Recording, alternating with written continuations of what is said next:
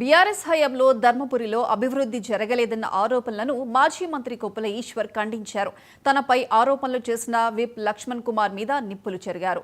వాస్తవాలు వివరించడానికి ధర్మారం వచ్చినప్పుడు కాంగ్రెస్ కార్యకర్తలు ప్రెస్ మీట్ను అడ్డుకుని దౌర్జన్యం చేయడాన్ని అందరూ చూశారని కొప్పుల ఈశ్వర్ గుర్తు చేశారు.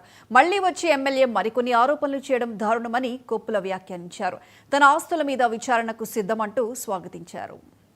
గతంలో జరిగినటువంటి అభివృద్ధిని ఏమీ జరగలేదనేటువంటి విషయంగా ప్రజలను తప్పుదోవ పట్టించేటువంటి ప్రయత్నం కాంగ్రెస్ పార్టీ ధర్మపురి ఎమ్మెల్యే ఏదైతే చేసిందో దానికి ధీటుగా సమాధానం చెప్పడం కోసం నిన్న ధర్మారంలో వందలాది మంది కార్యకర్తలు వచ్చి మరి ఎక్కడ ఏం జరిగింది, గత ప్రభుత్వంలో ఎన్ని సంక్షేమ అభివృద్ధి కార్యక్రమాలు జరిగినాయి, నియోజకవర్గాన్ని ఇంత గొప్పగా మరి అభివృద్ధి చేసుకున్న మరి చెప్పే విషయానికి వచ్చినప్పుడు దౌర్జన్యంగా వాళ్ళను మాట్లాడకుండా ప్రెస్ మీట్ పెట్టకుండా మరి వాళ్ళ కార్యకర్తలు వచ్చి దౌర్జన్యం చేసినటువంటి విషయం సమాజం అంతా చూసింది. అదేవిధంగా నిన్న సాయంత్రం మళ్ళీ ధర్మపురి ఎమ్మెల్యే వచ్చి తిరిగి ప్రెస్ మీట్ పెట్టి రకరకాల ఆరోపణలు చేస్తారు.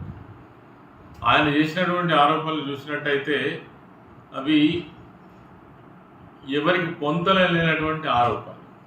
వాస్తవంగా నా పైన వ్యక్తిగతమైనటువంటి ఆరోపణలు చేశారు. నా ఆస్తుల మీద విచారణ జరిపిస్తారట. నేను వెల్కమ్ చేస్తున్నా. ఈ సందర్భంగా ధర్మపురి ఎమ్మెల్యే ఏదైతే నా మీద చేస్తున్నటువంటి ఎలిగేషన్ ఉందో గౌరవ ముఖ్యమంత్రి గారిని నేను కోరుతున్నా, నా పైన, నా ఆస్తుల పైన, నా సంపాదన పైన ఖచ్చితంగా నిర్దిష్టమైనటువంటి విచారణ జరిపించాలని ఈ రాష్ట్ర ప్రభుత్వం